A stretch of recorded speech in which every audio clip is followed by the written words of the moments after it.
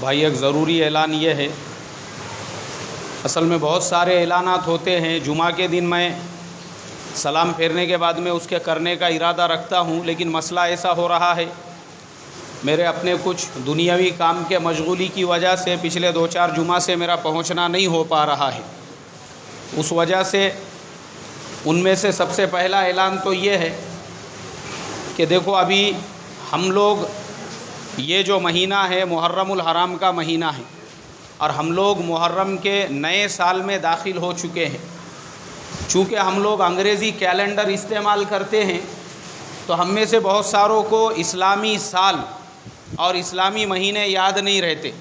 ہم کو یہ یاد رہتا کہ یہ 2016 ہے، آنے والا 2017 رہے گا، لیکن یہ بھی ہر مسلمان کو یاد رکھنا ضروری ہے۔ ہمارے علماء نے اس کو سنت کفایہ کہا ہے کہ مسلمانوں کے 10 لوگوں میں سے کم ایک مسلمان کو ہماری اسلامی تاریخ بھی یاد ہونا چاہیے کہ آج محرم کی کتنی تاریخ ہے، یہ کون سا سال چل رہا ہے۔ تو یاد رکھو، اب یہ محرم سے ہم جو اس مہینے میں داخل ہوئے، اس سال میں داخل ہوئے، یہ 1438 ہے۔ کتنے ہیں بولو؟ 1438واں سال ہے یہ ہمارے ہجرت کا، اور یہ اس کو ہجری سال کہتے ہیں۔ ہجری سال کیوں کہتے ہیں؟ جب اللہ کے پیارے نبی صلی اللہ علیہ وسلم نے مکہ سے مدینے کی ہجرت کی، تو تب سے یہ سال شمار کیا جاتا ہے۔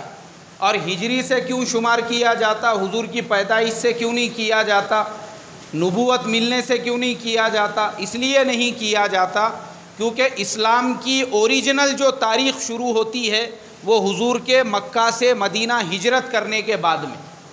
تو اللہ کے نبی صلی اللہ علیہ وسلم نے محرم کے مہینے میں ہجرت شروع کی تھی، اس لیے ہمارا نیا سال وہ بھی 1 محرم سے شروع ہوتا ہے۔ پچھلے ہفتے میں ہمارا نیا سال شروع ہوا 1438 ہوا، اور آج اس کی 7 تاریخ ہے۔ کتنی تاریخ ہے؟ 7 تاریخ ہے۔ اب یہ بھی ہم کو معلوم ہونا چاہیے کہ محرم کا جو مہینہ ہے، جیسی ہم نے محرم کا نام سنے ہمارے ذہن میں کربلا کا واقعہ آ جاتا ہے۔ ہم لوگوں کو صرف یہ یاد ہے کہ محرم کے مہینے میں کربلا کا واقعہ پیش آیا تھا، اور یہ یاد بھی رہنا چاہیے کیونکہ کربلا کا جو واقعہ ہے وہ ہمارے اسلامی تاریخ کا ایک روشن واقعہ ہے، ایک ٹرننگ پوائنٹ ہے۔ لیکن اس کے علاوہ محرم الحرام کی اور بھی بہت ساری فضیلتیں ہیں۔ اللہ کے پیارے نبی صلی اللہ علیہ وسلم نے عاشوراء کا روزہ رکھنے کا حکم دیا ہے۔ عاشوراء یعنی 10 محرم الحرام کو عاشوراء کا دن کہتے ہیں۔ جب اللہ کے پیارے نبی صلی اللہ علیہ وسلم مکے سے ہجرت کر کے مدینے میں داخل ہوئے، اس دن محرم کی 10 تاریخ تھی۔ تو آپ صلی اللہ علیہ وسلم کو پتہ چلا کہ مدینے کے اندر جو یہودی ہے وہ یہودی روزے سے ہے۔ اللہ کے نبی صلی اللہ علیہ وسلم نے پوچھا کہ بھائی کائے کا روزہ ہے؟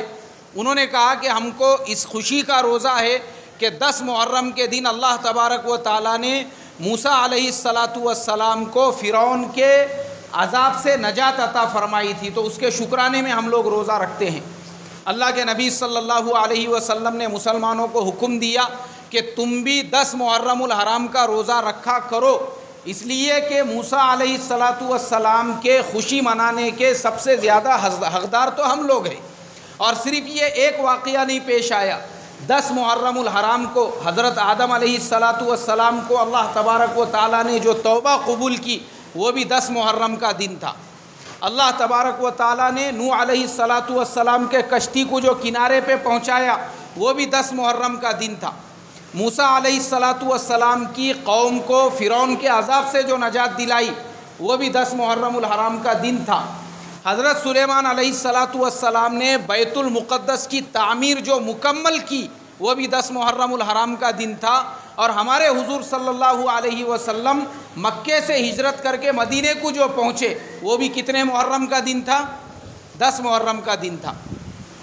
تو اس کے لیے ہمارے حضور نے فرمایا کہ 10 محرم کا روزہ رکھو، لیکن صرف 10 محرم کا روزہ مت رکھو۔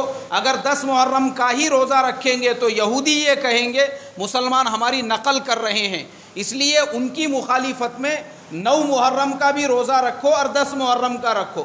اور اگر تم 9 محرم کا روزہ نہیں رکھ سکتے تو پھر تم 10 محرم کا روزہ رکھو اور اس کے ساتھ میں 11 محرم کا روزہ رکھو، یعنی 10 کے ساتھ میں یا تو 9 کو جوڑو نہیں تو 11 کو جوڑو، لیکن 2 روزے رکھنا ضروری ہے۔ بہت سارے لوگ پوچھتے کتنے روزے رکھنا ہے، تو یاد رکھو محرم کے 2 روزے ہیں، اور یہ 2 روزوں کی فضیلت یہ ہے، اللہ کے پیارے نبی صلی اللہ علیہ وسلم نے ایک روایت میں فرمایا جو آدمی عاشورہ کا روزہ رکھے گا اللہ اس کے 1 سال کے گناہوں کو معاف فرما دیں گے، اور ایک روایت میں فرمایا اس کو 1 مہینہ روزہ رکھنے کا اللہ تبارک و تعالی ثواب عطا فرمائیں گے۔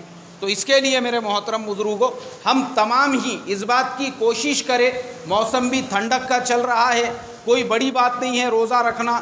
ابھی آنے والا جو منگل ہے اس دن 9 تاریخ رہیں گی، اور بدھ کے دن 10 تاریخ رہیں گی، اور جمعرات کے دن 11 تاریخ رہیں گی۔ جو دن بھی ہم کو سہولت ہو سکتی ہے عاشورہ کا روزہ رکھنے کی ہم فکر کریں، کوشش کریں گے انشاءاللہ۔ اور دوسرا اعلان یہ کہ کربلا کا واقعہ میں جمعہ میں سناتا ہوں، مگر میں حاضر نہیں رہ سکا، لیکن پچھلے سال کا جو ہمارا سنایا ہوا کربلا کا واقعہ ہے وہ میرے پاس ریکارڈنگ میں موجود ہے۔ اگر کسی کے پاس میں میرا نمبر ہے وہ مجھے میسج کرنا، میں ان کو وہ بیان بھیج دوں گا، اور اگر کسی کو اپنے موبائل میں ڈال کے لینا ہے تو نماز کے بعد میں میرے سے ملاقات کرو، ان کے موبائل میں بھی میں ان کو ٹرانسفر کر کے دے دوں گا۔ اللہ مجھے آپ کو عمل کی توفیق عطا فرمائے۔